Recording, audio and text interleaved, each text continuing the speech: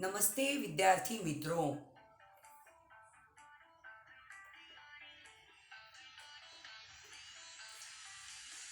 सुस्वागतम सुस्वागतम सुस्वागतम आप सभी का मेरे मराठी हिंदी चैनल पर मनपूर्वक स्वागत स्वागत स्वागत।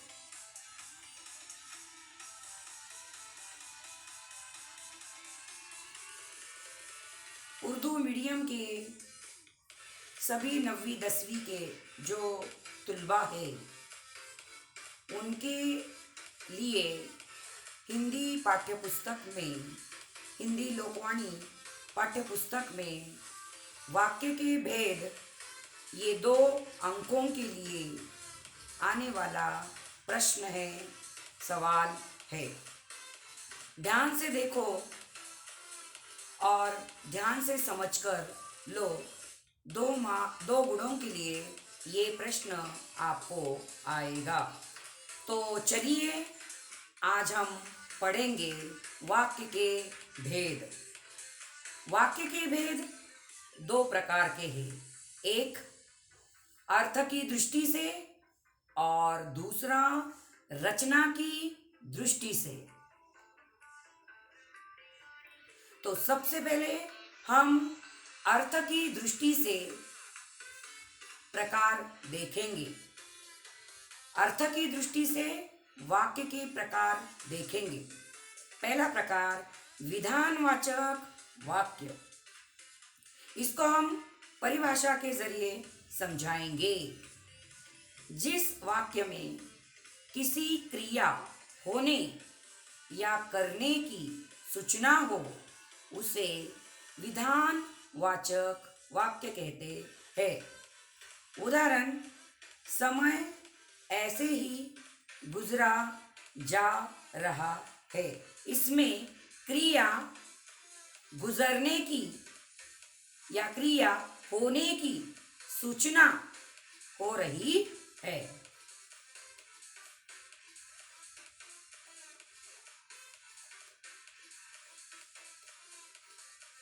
अर्थ की दृष्टि से दूसरा प्रकार निषेधवाचक वाक्य। इसकी परिभाषा कुछ इस तरह है। जिस वाक्य में किसी बात के न होने या ना करने का बोध होता है उसे निषेधवाचक वाक्य कहते हैं। उदाहरण, मैं किसी के निमंत्रण का इंतजार नहीं करती। इंतजार ना करने की बात यहाँ पर हो रही है।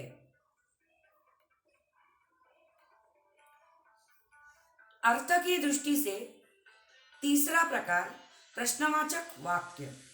ये तो बहुत ही आसान है, समझ लीजिए। प्रश्नवाचक वाक्य, जिस वाक्य में प्रश्न पूछा गया होगा उसे प्रश्नवाचक वाक्य कहते हैं। उदाहरण, आप कहाँ तक चल रहे हैं। और बच्चों, वाक्य खत्म होने के बाद प्रश्नवाचक का चिन्ह देना जरूरी है। चौथा प्रकार है बच्चों आज्ञावाचक वाक्य।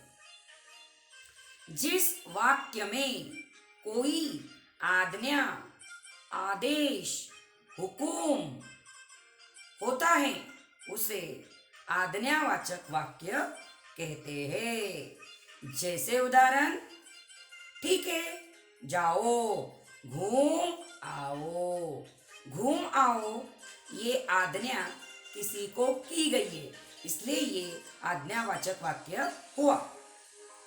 नंबर 5, पांचवा प्रकार अर्थ की दृष्टि से इच्छावाचक वाक्य। जिस वाक्य में कोई कामना, इच्छा होती है उसे इच्छावाचक वाक्य कहते हैं। जैसे उदाहरण, प्रभु आपको दीर्घायु करे।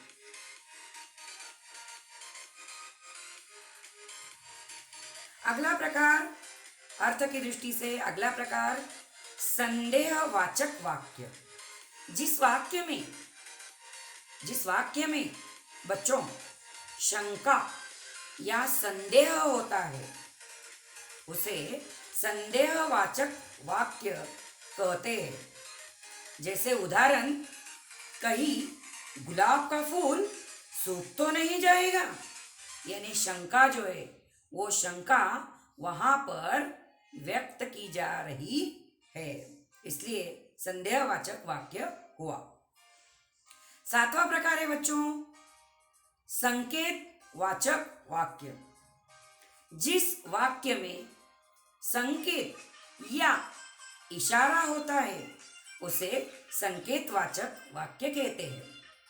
कोई इशारा बताया गया रहता है, अगर वृक्ष होते तो इस तरह बाढ़ न आती। इस वाक्य में संकेत दिया गया है, इशारा दिया गया है। अर्थ की दृष्टि से आठवां वाक्य प्रकार है विस्मयादि बोधक वाक्य।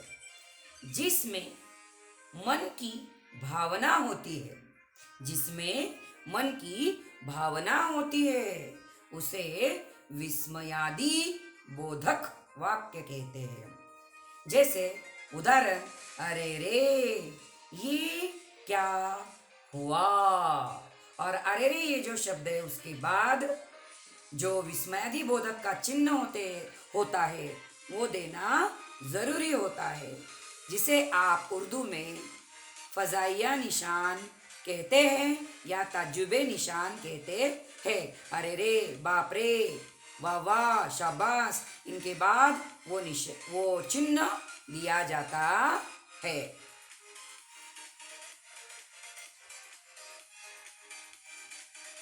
इसके बाद जैसे हमने अर्थ की दृष्टि से पढ़े वैसे रचना की दृष्टि से भेद है।